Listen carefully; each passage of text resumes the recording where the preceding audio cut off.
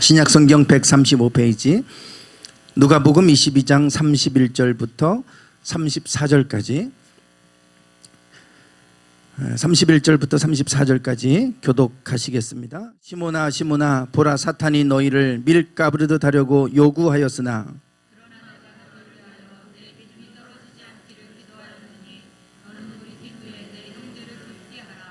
그가 말하되 주여 내가 주와 함께 오게도 죽는 데에도 가기를 각오하였나이다.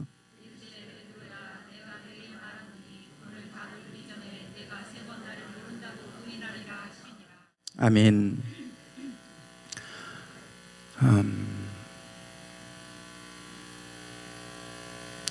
네, 2019년도 한 해도 이제 다 지나고 한 달 마지막 12월 한 달 남았습니다. 마지막 한 달을 남겨놓고 12월 특별 새벽기도 주제를 무엇으로 해야 될까? 새벽마다 기도하면서 하나님 어떤 주제를 가지고 기도하면 좋을까요? 하나님 앞에 기도하면서 이번 달에는 어떤 주제를 가지고 말씀을 전하기를 원하실까? 주님의 뜻을 구하면서 기도로 준비하고 어떤 주제가 좋을까? 이렇게 생각을 하는데 떠오르지 않는 거예요. 무슨 주제가 좋을까? 잘 떠오르지 않았어요. 그러다가 지난 금요일 날 문득 떠오른 말씀이 있었습니다. 고린도전서 13장 13절에 있는 말씀이죠. 지난 금요일에 교역자 회의가 있었습니다. 교역자 회의는 한 달에 한 번씩 교회, 저희 지방에 속한 교회들 이렇게 이제 돌아가면서 그 교회에서 교역자 회의를 갖습니다. 지방에 속한 교역자들이 모여서 교제도 나누고 또 각 교회 또 교회적 상황도 함께 나누고 또 우리 교단에서 또 연회에서 차원에서 진행되어진 일들을 또 전달도 하기도 하고 목회적 정보를 나누기도 하고 이렇게 이제 교역자 회의를 갖습니다. 먼저 1부 예배를 드리고 2부 예배는 이제 식사하면서 교제를 나누는데요. 1부 예배 때는 그 교회의 담임자가 설교를 합니다. 지난 금요일 날 저희가 이제 교역자 회의를 했는데 그 담임 목사님께서 설교를 하실 때 그분을 통해서 참 도전도 많이 받았어요. 그 목사님은 60이 넘으셔서 이제 60대 중반을 향해 가시는 분인데 교역자 회의를 잘 안 나오셨던 분이세요. 거의 뭐 교역자 회의를 나오지 않았습니다. 그런데 이제 그 교회 순서가 돼서 하다 보니까 이제 모처럼 뵌 분입니다. 모처럼 뵀는데 그분께서 이제 그동안 왜 못 봤는지 이제 알게 됐어요. 지난 8년 동안 교회가 지하에 있어요. 지하에 있는데 지난 8년 동안 성경과 씨름을 하셨다고 그래요. 성경 하나님의 말씀과 씨름하는 시간들을 가졌다. 지하 땅속에서 그냥 8년 동안 묵혀 계셨던 거예요. 성경 말씀 가지고 성경을 계속 읽고 또 읽고 또 읽고 하면서 성경과 씨름을 하셨어요. 보니까 그러면서 8년 동안 성경을 읽고 씨름하다 보니까 당신만의 또 성경을 읽는 그 법을 또 터득을 하시게 됐어요. 그래서 이분이 뭐 7D, 우리가 3D 그러잖아요. 7D, 7차원적으로 성경을 보는 성경 정독법을 개발을 하셨더라고요. 7D 성경 정독법 해가지고 그거를 이제 잠깐 저희들에게 소개를 해주시는데 우리가 그냥 1차원적으로 성경을 읽기도 완디라고 하죠. 그냥 있는 대로 그냥 읽는 거예요. 그러면 그냥 글자 그대로 읽으면 그냥 그걸로 끝나겠지만 뭐 2D, 3D 이렇게 입체적으로 보기 시작하면 안 보이던 게 보이잖아요. 그래서 7D, 7차원적으로 한번 보자 이래가지고 그렇게 좀 보셨던 것 같아요. 그래서 처음에는 그냥 성경을 읽는 거예요. 우리가 읽듯이 그냥. 그리고 또 두 번째는 그 성우가 드라마 하듯이 그렇게 또 읽는 게 있어요. 읽어주는 게. 그걸 또 틀어놓고 또 읽으면 또 느낌이 다르죠.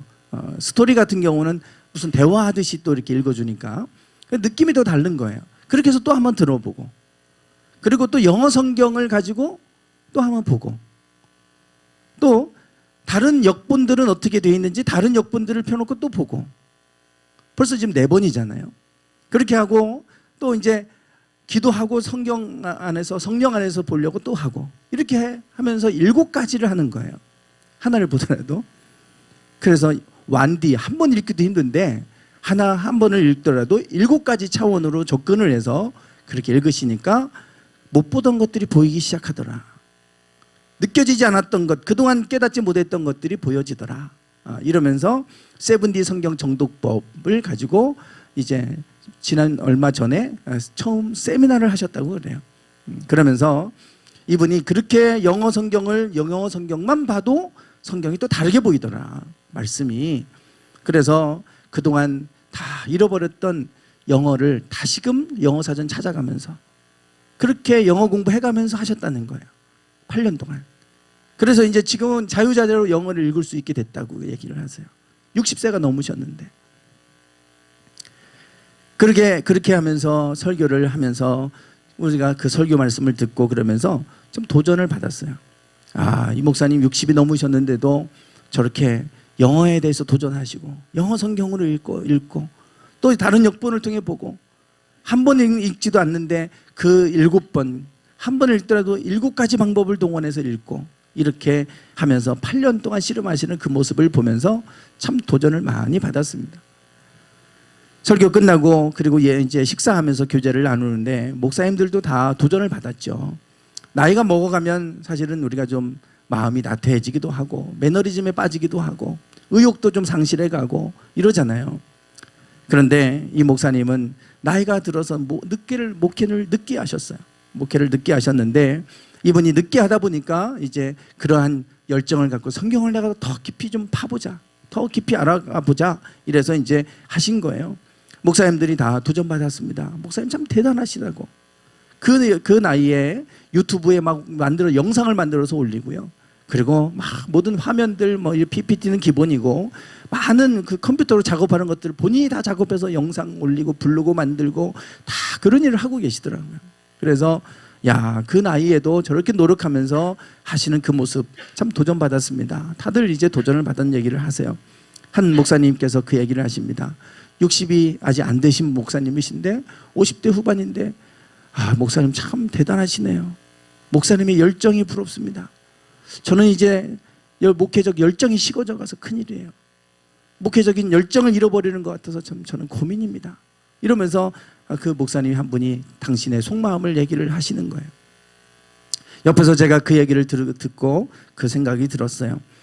나도 혹시 목회를 지금까지 쭉 하면서 내가 잃어버려 가고 있는 게 뭘까? 내가 다시 회복해야 될 게 뭘까? 그 생각을 해봤습니다. 2019년도 한 해가 이제 거의 다 지나갔습니다. 한 달 남았습니다. 한 달도 채 남지 않았죠. 우리가 혹 2019년도를 보내면서 혹 놓친 것이 무엇인가? 내가 회복해야 될 것은 무엇인가? 내가 나이가 들어도 평생 동안 잊지 말아야 될 것, 잃어버리지 말아야 될 것은 무엇일까? 여러분들에게 그것은 무엇입니까? 저는 그 금요일 날 차를 타고 오면서 생각해 봤어요. 올해 내가 잃어버린 것은 무엇일까? 또 내가 회복해야 될 건 무엇일까? 그리고 내가 평생 동안 잊지 말아야 될 것, 잃어버리지 말아야 될 건 무엇인가? 그 생각을 하는데 문득 떠오른 말씀이 이 말씀이에요. 고린도전서 13장 말씀입니다. 고린도전서 13장은 사랑장이죠. 사랑하라. 이 사랑에 대해서 얘기합니다. 사랑이 없으면 아무것도 아니다. 이 사랑에 대해서 말씀하는데 마지막 사랑에 대해서 쭉 얘기하면서 마지막 13절입니다. 13장이 13절. 같이 한번 읽어보실까요? 시작.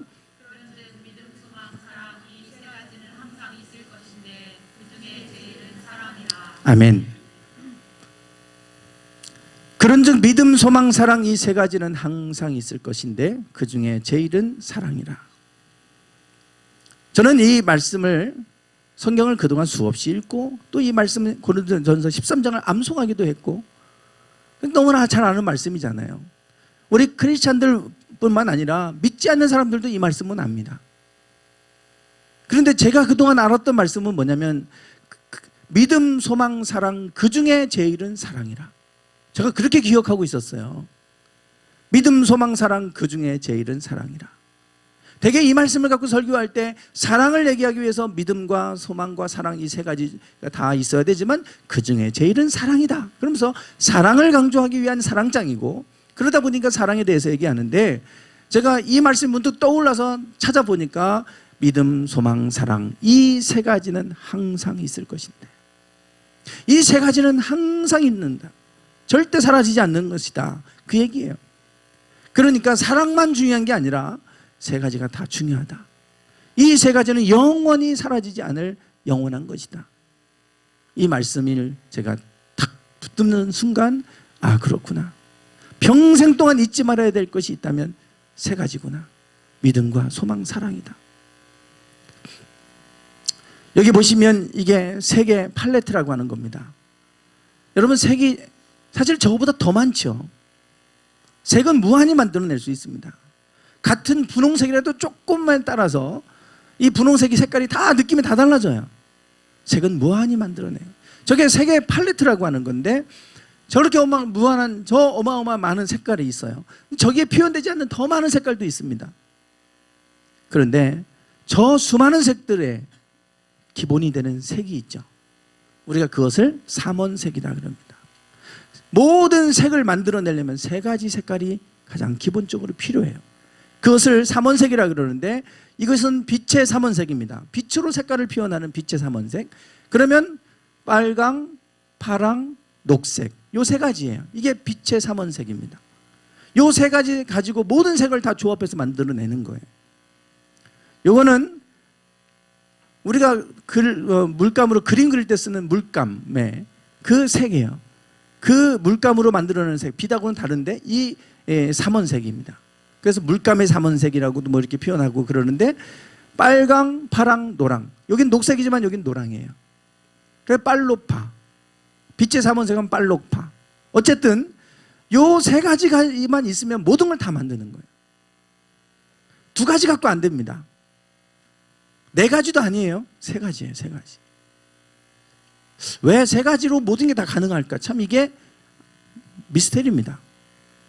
네 가지도 아니고 세 가지만 있으면 모든 걸 다 만들어내는 거예요. 근데 제가 그래서 3이라고 하는 숫자를 가지고 이렇게 검색도 해보고 하니까 참 신비로운 게 많아요. 모든 게 3. 성부, 성자, 성령도 삼위일체잖아요. 3으로 돼 있어요. 또 3으로 된 게 뭐가 있습니까? 3. 우리가 야구할 때도 스트라이크, 3 아웃. 셋으로 해요. 셋. 이 3이라고 하는 게 우리 모든 분야에 가시면요. 뭐 우리 몸의 3대 영양소, 그러면 탄수화물, 지방, 단백질. 3대 영양소. 뭐 다 3입니다. 3 웬만하면. 그래서 이 3이라고 하는 게 왜 그런지는 모르겠지만 3은 완전수다. 그리고 고대시대부터 모든 것들이 다 3으로 이루어지고 한다. 이런 얘기들이 뭐 유튜브에도 올라오고 많이 올라와 있더라고요. 어쨌든 이 모든 색을 피워내는 게 세 가지예요. 세 가지. 마찬가지입니다. 오늘 우리가 살아갈 때 이 세 가지, 믿음, 소망, 사랑, 이 세 가지는 항상 있을 것인데 그 중에 제일은 사랑이라. 이 세 가지가 항상 있다. 그래서 아 그렇구나. 믿음과 소망과 사랑 이 세 가지가 다 그렇게 중요한데 내가 이 세 가지 중에 무엇을 잃어버린 게 있을까? 이 세 가지는 나에게 있는가? 이 부분을 늘 점검해야 되겠구나 라고 하는 것을 제가 지난 금요일 날 교육자회를 마치고 돌아오면서 하나님께서 문득 차 안에서 떠오르게 하신 것들이에요.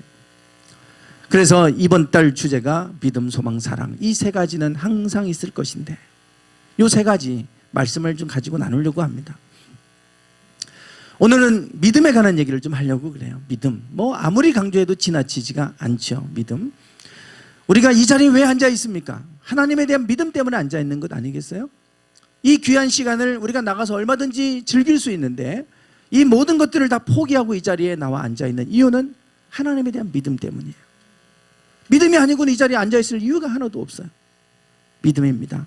여러분들에게 믿음은 무엇입니까?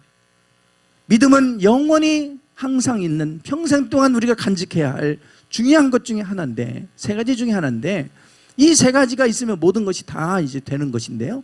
이 믿음이 우리에게는 과연 도대체 무엇일까? 그리고 이 한 해를 돌아보면서 나의 믿음은 지금 더 약화됐는가 더 강화됐는가? 우리가 한번 좀 돌아볼 일이죠. 여기 보시면 믿음의 힘에 관한 여러 가지 많은 그 사례들은 보고는 많은 보고들이 있어요. 의학계에서 의학 용어로 시작된 겁니다. 플라시보라고 하는 플라시보 효과라고 하는 용어를 아마 들어보셨을 겁니다. 플라시보 효과라고 하는 건 뭐냐면 의사들이 약을 처방할 때 약이 효과가 사실 없는 비타민 주사를 그냥 놔주면서도 이게 새로 개발된 신약이라고. 그래서 아마 이 주사를 맞으면 약 효과가 금방 나타날 거라고 이렇게 얘기해주고 비타민 주사 놔주는 거예요, 그냥. 그런데 놀랍게도 약 효과가 나타난다는 거죠. 그것이 플라시보 효과라는 겁니다. 위약 효과다, 우리말로 가짜약 효과다, 뭐 이렇게 이름을 붙였는데 사람에게 이것을 먹으면 효과가 있을 거다라고 하는 말을 믿음을 심어주고 나서 먹게 하면 그 믿음 안에서 실제로 그런 작용이 일어나더라라고 하는 겁니다. 이게 플라시보 효과예요. 그 반대말이 노시보입니다. 노시보. 앞에 노자를 불렀어요. 시보에다가 노시보. 그래서 아무리 좋은 약을 주어도 이거 먹어봐야 뭐 되겠어? 이런 생각을 가지고 먹으면 아무 약 효과가 나타나지 않더라라고 하는 겁니다. 물론 100% 다 그런 건 아닙니다. 실험으로 했을 때 그런 효과가 실제로 나타나더라라고 하는 것이죠. 그래서 우리가 믿음을 가지고 살아가는 것과 긍정의 힘을 갖고 사는 것과 부정의 힘을 가지고 사는 것은 차원이 다르다. 이제 그거를 보여주는 게 플라시보, 노시보 효과입니다. 이게 의학에서 나온 용어라면 교육학에서 나온 용어가 있어요. 피그말리온 효과다라고 하는 겁니다. 피그말리온은 그리스 신화에 나오는 인물이죠. 조각가였습니다. 조각가였는데 이 젊은 이 총각이었던 피그말리온이 아주 아름다운 여인을 조각을 해 놓았어요. 그런데 자기가 조각해 놓은 이 여인이 너무나 아름답게 보여져서 실제로 그 조각해 놓은 여인과 사랑에 빠지게 됩니다. 그래서 이 여인을 실제로 자기 여인처럼 대해줍니다. 그래서 여인처럼들 옷도 입혀주고 대화도 하고 그렇게 여인처럼 실제 살아있는 여인처럼 대해줬더니 어느 날 이 조각이 실제로 여인으로 변했다는 그 신화 이야기예요. 거기서 나온 겁니다. 그래서 피그말리온 효과라고 하는 건 그거예요. 이게 어떤 실험을 했냐면 이제 한 해가 끝났습니다. 끝나고 또 한 학년이 올라가면 교사가 바뀌잖아요. 그 교사는 이 아이들에 대한 정보를 몰라요. 그런데 이 교사한테 하위에 있는 맨 꼴찌, 그 반에서 꼴찌하는 아이들 10명을 선생님에게 가장 뛰어난 아이들이라고 이렇게 명단을 적어서 주면서 이 아이들을 잘 주목해 보라고. 이 아이들은 매우 공부도 잘하고 아주 성품도 좋고 뛰어난 아이들이라고 하는 정보를 줬어요. 이 선생님은 진짜 그런 아이인 줄 알고 이제 그 아이들을 대하기 시작합니다. 실제로 자기가 받은 그 메모처럼 이 아이들을 그런 아이들처럼 대해주기 시작하는 거예요. 공부 잘하는 아이들로 대해주고 그렇게 기대해주고 했더니 이 아이들이 실제로 그렇게 공부를 잘하는 아이들로 바뀌어가더라 이겁니다. 그래서 교육학 용어에서 나온 게 피그말리온 효과예요. 누구든지 그 사람을 믿어주고 기대해주면 믿어주고 기대해주는 만큼 하더라 이거예요. 그런 효과가 나타나더라. 피그말리온 효과입니다. 반대가 스티그마 효과예요. 스티그마는 낙인 찍는 겁니다. 노예들한테 이렇게 인장을 찍어가지고 누구의 노예라고 하는 걸 표시했잖아요. 못 도망가게 인두를 지져서. 그러면 이 사람은 두고두고 어디 가도 노예인 거예요. 그게 스티그마인데 도장 효과, 인장 효과 이런 거예요. 낙인 효과. 사람을 너는 그거밖에 안 돼 라고 낙인 찍어 놓으면 실제로 이 사람은 나는 원래 그렇지 뭐. 그래 나는 원래 이래. 이렇게 스스로 자기를 낙인 찍으면 그거밖에 못 한다는 거예요. 그래서 이 피그말리온 효과의 반대가 스티그마 효과인데 이 믿음의 효과는 믿음의 힘에 관한 여러 가지 많은 보고는 교육학에서도 보고가 되고 있고 의학계에서도 보고가 되고 있는 거예요. 사실 의학계든 교육계든 모든 분야에서 우리에게 믿음에 관한 것은 상상을 초월한 힘을 갖습니다. 도대체 믿음이 뭘길래 이런 힘을 발휘하는가? 여러분 우리가 이와 같이 자기 자신을 믿기만 해도 효과가 나타나고 상대방을 믿어줘도 효과가 나타나고 약에 대해서 가짜 약도 내가 믿고 먹으니까 그것도 효과가 나타나는데 전능하신 하나님에 대한 믿음을 갖고 살아가면 어떤 효과가 나타나겠어요? 상상을 초월하는 일들이 나타나죠. 그게 바로 성경에 기록된 이야기들 아니겠습니까? 수많은 기적들이 우리가 하나님을 믿는 믿음 안에서 일어납니다. 우리가 상상할 수 없는 우리 능력 밖의 일들이 이 성경을 통해서 믿음을 통해서 일어나는데, 그래서 예수님께서 이 땅에 오셔서 항상 병자들을 고칠 때마다 확인하셨던 게 있잖아요. 내가 나을 줄로 믿느냐? 내 믿음대로 되라. 늘 믿음을 확인하셨어요. 의인은 믿음으로 말미암아 살리라. 우리가 구원 얻는 것도 믿음으로 구원 얻는다 그러고, 모든 것이 믿음을 통해서예요. 믿음을 통해서.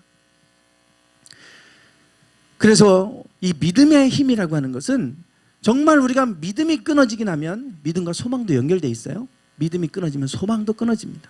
같이 연결되어 있어요. 그래서 우리가 믿음이 있는 사람은 낙심할 수 있는 상황에도 낙심하지 않고 절망하지 않고 소망을 가지고 삽니다. 더 나아가 하나님의 나라에 대한 소망을 갖고 살아요. 그렇기 때문에 죽음도 두려워하지 않고 순교도 당하고 막 그럽니다. 소망이 있기 때문에 그런 거예요. 소망이 끊어지면 그냥 자살하고 막 이러잖아요. 그래서 우리가 이 모든 근간에는 믿음이 있습니다. 하나님에 대한 믿음. 오늘 본문 말씀을 보시면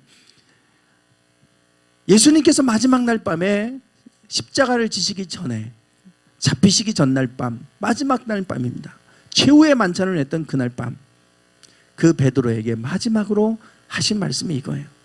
시몬아, 시몬아, 보라, 사탄이 너희를 밀가부르듯 하려고 요구했다. 사탄이 너희를 밀가부르듯 하려고 요구했다는 이 말은, 이 밀가부르듯 했다, 이게 참 이해하기 어려운 단어일 수 있어요. 이게 원어를 보면 이게 밀을 키질했다는 거예요. 키질했다.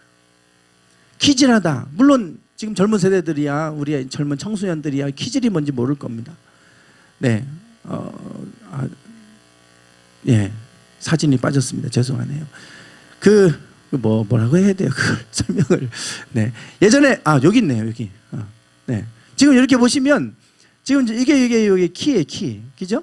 지금 그래서 뭐 되게 농사를 짓고 나면 깨 농사를 짓든 또 쌀 농사를 짓든 다 되면 이게 껍데기가 있고, 그러면 속에 꽉 찬 알곡이 있고 빈 쭉정이가 있잖아요. 겉으로 볼 때는 잘 표가 안 나요. 그러니 그 하나하나 이거 만져보면서 이거 골라낼 수가 없으니까 이 키에다가 올려놓고 이렇게 휙 이렇게 던졌다가 내리면 가벼운 쭉정이는 날아가 버리고, 그리고 알곡만 떨어지잖아요. 그래서 알곡과 쭉정이를 나누는 거예요. 마지막 심판 때 하나님 우리를 키질하시는 거 아닙니까? 알곡과 쭉정이를 하나님 구분하신다고 그러는데, 이게 겉으로 볼 때는 다 믿음 있는 사람 같은데 진짜 믿음 있는 알곡인지 아니면 껍데기만 있는 그런 쭉정이와 같은 사람인지 키질해보면 다 안다는 거예요. 고난이 조금 와보면 알아요. 그냥 고난의 바람이 휙 불어버리면 쭉정이는 휙 다 날아가 버립니다. 알곡은 그대로 떨어져요. 믿음의 사람들은 그렇다는 거죠. 그래서 이 사탄이 우리에게 시련을 줍니다. 조금 고난을 줘봐요. 그러면 조금만 고난이 오면 그냥 하나님 어디 있어? 그냥 그렇지 하고 그냥 싹 다 믿음이 날아가 버려요. 그래서 사단에게 삼킨 바 되는데, 지금 네, 다시 보시면 시몬아, 시몬아, 사탄이 너희를 밀가부르듯 하려고 요구했다 그러잖아요. 밀가부르듯 하려고 요구했다. 지금 사탄이 너를 삼키려고, 밀가부르듯 한다고 하는 건 바람에 휙 날아가 버리도록 하기 위해서 너를 청구했다, 너를 요구했다는 거예요. 그러니까 사탄이 베드로를 삼키려고 하는 거예요 지금. 그런데 예수님께서 뭐라고 말씀하시냐면, 이르시되 베드로야, 내가 내게 말하노니 오늘 닭 울기 전에 내가 3번 나를 부인한다, 모른다고 부인하리라 그러잖아요. 그 사탄이 어떻게 키질을 하냐면요, 예수님을 3번이나 모른다고 부인하게 하는 거예요. 앞으로 너 이제 곧 있으면 네가 나를 오늘 밤 3번이나 나를 모른다고 부인할 것이다. 모른다고 하는 차원을 넘어서서 예수님을 모른다고 극구 부인하는데 저주하면서까지 부인했어요. 예수님을. 나는 예수님과 아무 상관이 없다고. 왜? 자기도 잡혀가면 죽을 것 같으니까. 나는 예수님과 전혀 상관없는 사람입니다. 나는 예수님을 모릅니다. 예수님이 가장 아꼈던 수제자 베드로였어요. 자기는 죽는 데까지 따라간다고. 저 뒤에 보면 이렇게 얘기해. 지금 그 죽는 데까지 따라가겠다고 했을 때 예수님께서 하신 말씀이, 야, 너 오늘 밤 나를 3번이나 부인하게 될 것이다. 오늘 밤 나를 3번이나, 그것도 새벽에. 이게 새벽 시간이에요. 새벽 시간. 그리고 나서 우리가 읽지 않은 본문이지만 39절부터 보시면 예수님께서 습관을 따라 감람산에 가셨다 그랬어요. 겟세마네 동산에 가셔서 마지막 기도하다가 체포되신 거예요. 이 말씀이 언제 되어진 일이냐면 바로 잡히시기 직전에 한 얘기입니다. 예수님께서 이제 잡혀시고 체포되셔서 신문을 받고 그리고 십자가에 못 박혀 돌아가시기 직전에 베드로에게 하신 말씀이에요. 사탄이 베드로, 나는 절대로 주님을 끝까지 따라가겠습니다. 그랬을 때 아니다. 너 오늘 밤 닭이 울기 전에 3번이나 나를 부인하게 될 것이다. 이 사건을 통해서 사탄이 그를 시험하는 거예요. 그러나 예수님께서 그에게 말씀하신 것은 뭐냐면 내가 너를 위하여 믿음이 떨어지지 않기를 기도했다. 이 사건을 통해서 3번 부인하게 되는 이 사건을 통해서 너의 믿음이 떨어지지 않기를 위해 내가 기도했다. 왜냐하면 믿음이 떨어지고 나면 사탄을 이겨낼 수 없습니다. 우리의 모든 힘의 근간은 믿음에 있어요. 믿음에. 그래서 믿음이 떨어지지 않도록 내가 기도했다는 거예요. 예수님께서. 이게 겟세마네 동산에서 기도하시기 전에 마지막으로 베드로에게 하신 말씀입니다. 그러니 얼마나 중요한 말씀을 지금 하시는 거예요. 예수님께서 돌아가시기 직전의 모습이니까 유언과 같은 말씀인데 마지막 날 제자들에게 유언처럼 남기는 말씀, 얼마나 많은 중요한 말씀들을 하셨겠어요. 맨 마지막으로 베드로에게 당부하는 거예요. 기도한 게 3번 부인하지 않게 해달라고 기도한 거 아닙니다. 베드로도 3번 부인하고 베드로도 예수님을 저주하면서까지 부인했는데 우리도 그럴 수 있죠. 우리가 어떻게 항상 믿음 안에 살겠습니까? 우리도 잘못하면 죄를 범할 수 있고 실수할 수 있어요. 다. 그러나 문제는 그것 때문에 믿음이 떨어지지 않는 거예요. 네가 이 사건으로 인해 내가 믿음이 떨어지지 않도록 기도했다. 여러분, 이 믿음이 떨어지지 않기를 하는데 이 떨어지지 않는다고 하는 단어 원어를 제가 찾아보니까 에클라이포라고 하는 단어입니다. 사라지다, 소멸되다 이런 뜻이에요. 그러니까 믿음이 그냥 약화되는 차원이 아니고요. 믿음이 완전히 소멸돼서 사라져버리는 거예요. 이 사건 때문에 너의 믿음이 소멸되지 않기를 내가 위해서 기도했다. 이 말이에요. 예수님을 모른다고 3번이나 부인했던 이 베드로, 그것 때문에 가룟 유다는 예수님을 팔아먹은 그 죄책감 때문에 목매달아서 죽고 끝났습니다. 그렇게 소멸될 수 있어요. 그냥 아니 내가 예수님이 나를 가장 아끼는 수제자였는데 내가 예수님을 모른다고 3번이나 부인했고 더군다나 예수님을 저주하면서까지 부인해? 나가 이런 사람인가? 그래서 영영 주님을 떠나버릴 수도 있어요.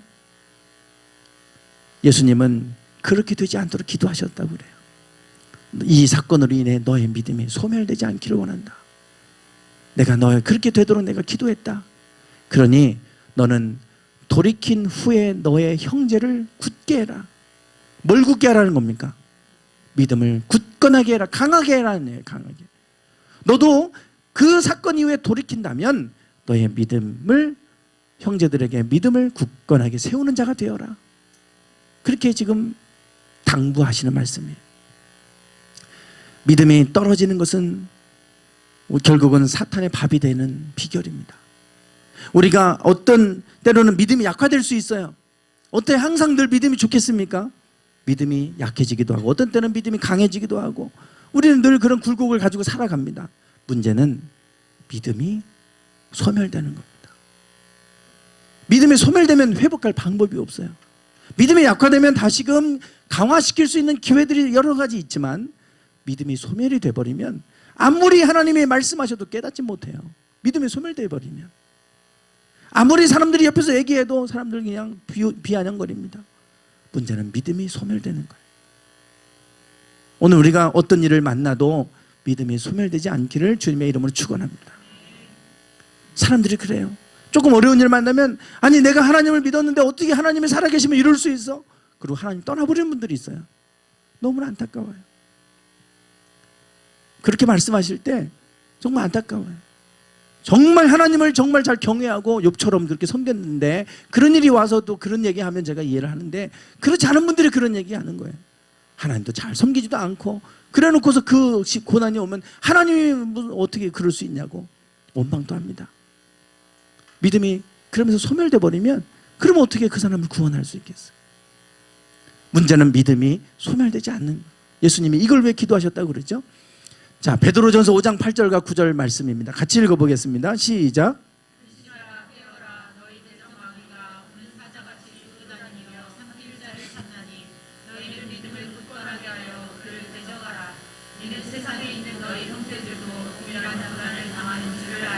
아멘. 지금 이 말씀을 보면 아까 누가복음 22장에 있는 말씀과 너무나 비슷합니다. 근신하라 깨어라 너희 대적 마귀가 우는 사자같이 두루다니며 삼킬 자를 찾나니. 이 말은 아까 사탄이 너희를 밀가부르듯 하려고 요구했다. 이 말을 지금 이 말씀은 구체적으로 마귀가 우는 사자같이 두루다니며 삼킬 자를 찾고 있다. 이렇게 지금 표현하고 있어요. 그러니 이 마귀를 대적하려면 무엇을 굳건하게 하라고요? 믿음을 굳건하게 하라고 그러잖아요. 믿음을 스트롱 강하게 하라는 거예요. 믿음을 강하게 해라. 그래서 그를 대적해라. 이는 세상에 있는 너희 형제들도 동일한 고난을 당하는 줄을 알미라. 너희만 고난 당한다고 그렇게 너희가 낙심하지 말아라 이 말이에요. 너희만 고난 당하는 게 아니라 다른 형제들도 동일한 고난을 당하고 있다. 왜 나만 이런 시험을 만나야 돼? 나만이 아니에요. 많은 사람들이 그런 시험 당하고 있어요. 인생이라는 게 그런 거지. 어떻게 인생에 맨날 좋은 일만 있을 수 있습니까? 어떻게 인생이 맨날 죽을 때까지 건강할 수가 있어요? 언젠가는 우리가 병들고 언젠가는 아프고 이러잖아요. 왜 나만 아파야 돼? 아니에요. 많은 사람이 아파요 지금. 여러분 우리가 나이 먹어가면 아파가잖아요. 아파가요. 이제 다 50대 60대로 막 가니까요. 이제 여기 어디가 아프다 저기가 아프다 목사님 기도해 주세요. 아 이제 큰일 났다. 이제는 다 기도해 드릴 때구나 이제. 예전에는 그런 얘기 별로 없으셨는데요. 제 나이 따라서 제가 30대면 다 30대가 주축이 되고 40대니까 40대 제 나이 따라서 같이 다 성도님도 올라가시는데 야 이제는 다 아프실 때구나 이제. 저도 막 아픈 데가 생기고 뭐 이러니까요.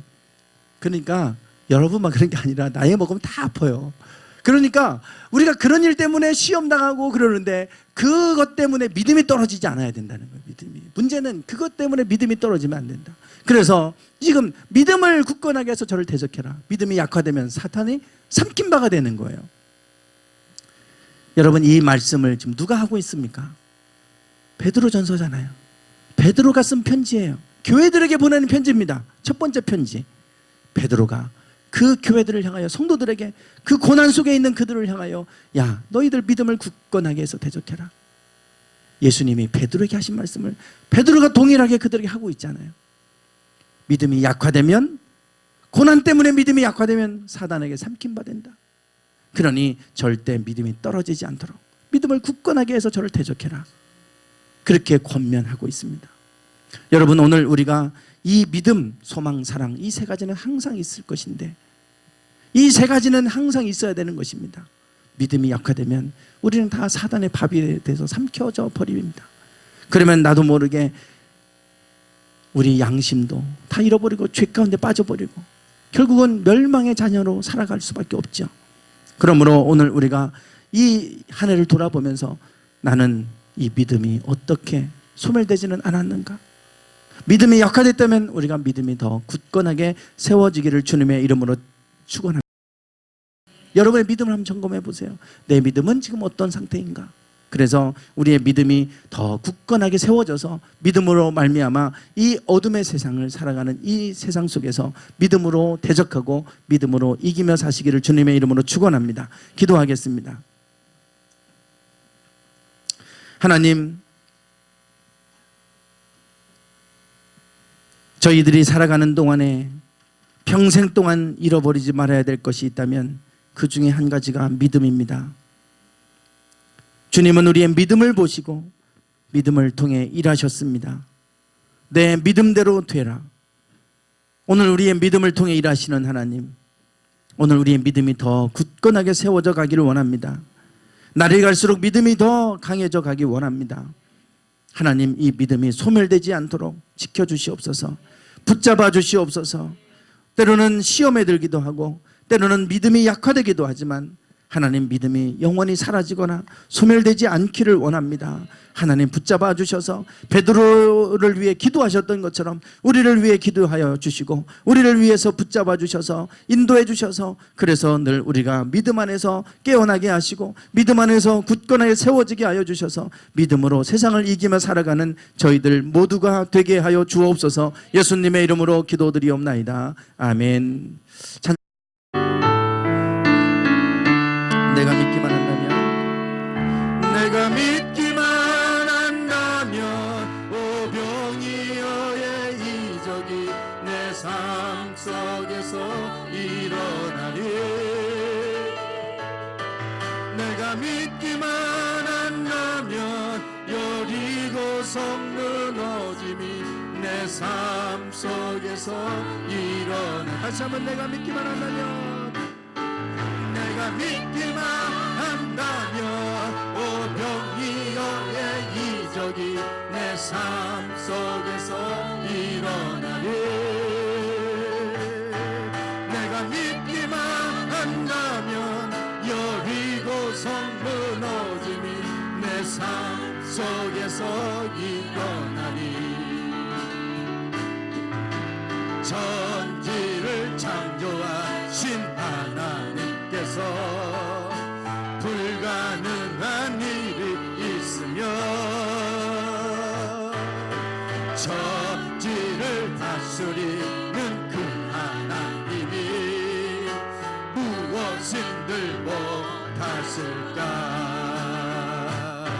내가 믿기만 한다면 하나님은 일하시리. 내 삶 속에서 일하시리.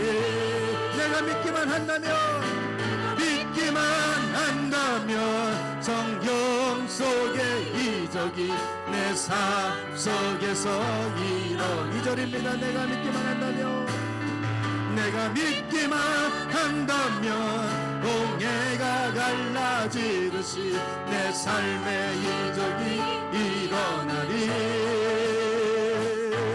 내가 믿기만 한다면 죽은 자 살아나듯이 내 삶의 이적이 일어나.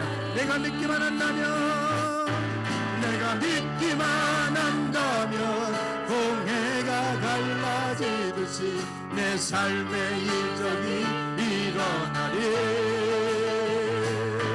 내가 믿기만 한다면 죽은 자 살아나듯이 내 삶의 이적이 일어나리. 천지를 창조하신 하나님께서 불가능한 일이 있으며 천지를 다스리는 그 하나님이 무엇인들 못하실까. 내가 믿기만 한다면, 내가 믿기만 한다면 하나님은 일하시리. 내 삶 속에서 일하시리. 내가 믿기만 한다면 성경 속의 이적이 내 삶 속에서 일어나. 내가 믿기만 한다면, 내가 믿기만 한다면 하나님은 일하시리. 내 삶 속에서 일하시리.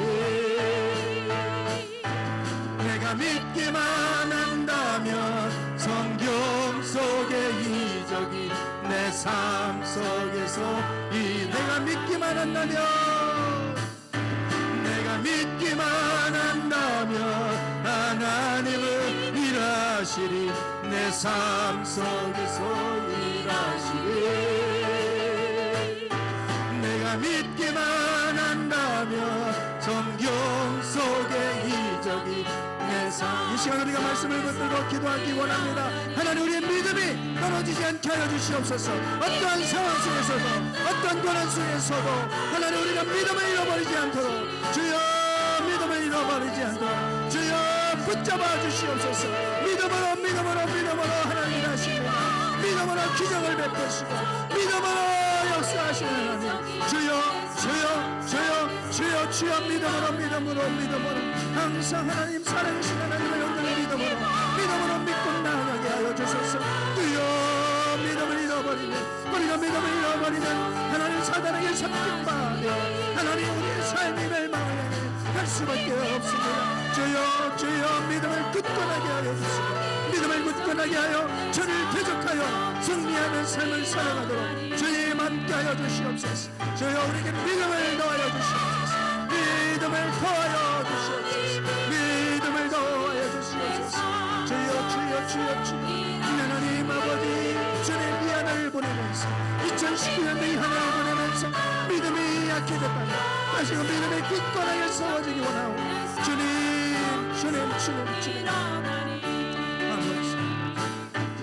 내가 믿기만 한다면 하나님은 일하시리, 내 삶 속에서 일하시리. 내가 믿기만 한다면 성경 속의 기적이 내 삶 속에서 일어나리. 내가 믿기만 한다면 하나님은 일하시리, 내 삶 속에서 일하시리. 내가 믿기만 한다면 성경 속의 기적이 내 삶 속에서 일어나리. 내가 믿기만 한다면 하나님은 일하시리, 내 삶 속에서 일하시리.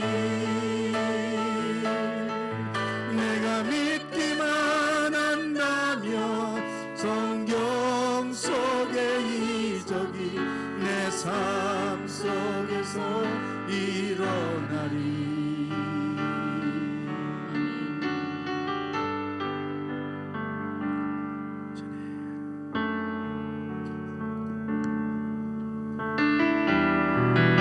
주님이 가장 사랑하셨던 제자 베드로도 주님을 모른다고 3번이나 부인했으며 심지어는 저주하면서까지 부인하는 그러한 연약한 모습을 봅니다. 우리에게는 그러한 연약함이 있습니다. 때로는 믿음이 좋아지기도 하지만 때로는 믿음이 약해지기도 합니다. 하나님, 그러나 주님께서 우리를 위해서 간구하시는 것은 믿음이 떨어지지 않도록, 믿음이 소멸되지 않도록 하는 것입니다. 우리가 믿음이 소멸되어지면 우리가 주님께 나갈 수도 없고 주님의 은혜를 경험할 수도 없습니다. 주님, 우리의 믿음이 소멸되지 않게 하여 주옵소서. 어떤 일이 있어도 영원히 평생 동안 우리가 잃어버리지 말아야 될 것이 있다면 그것이 믿음인 줄 아오니 주님, 날마다 믿음으로 살아가는 법을 배워가게 하시고 더욱더 하나님 앞에 믿음으로 나아가게 하여 주시옵소서. 주님, 우리의 믿음이 더 굳건하게 세워져 가기 원합니다. 우리의 믿음이 더 자라가기 원합니다. 우리의 믿음이 더 깊어져 가기 원합니다. 그래서 그 믿음으로 이 어둠의 권세를 대적하며 세상을 이기며 살아가게 하여 주옵소서. 여기에 있는 모든 분들을 주님의 이름으로 축복합니다. 더욱더 믿음의 반석 위에 굳건히 서게 해 주옵소서. 지금은 우리 주 예수 그리스도의 은혜와 아버지 하나님의 극진하신 사랑하심과 성령님의 감동과 충만하심이 늘 믿음이 소멸되지 아니하고 더 믿음이 굳건해져서 어둠의 권세를 이기며 살기를 소망하는 당신의 사랑하는 모든 성도들 위해 이제부터 영원토록 함께 하시기를 간절히 축원하옵나이다. 아멘.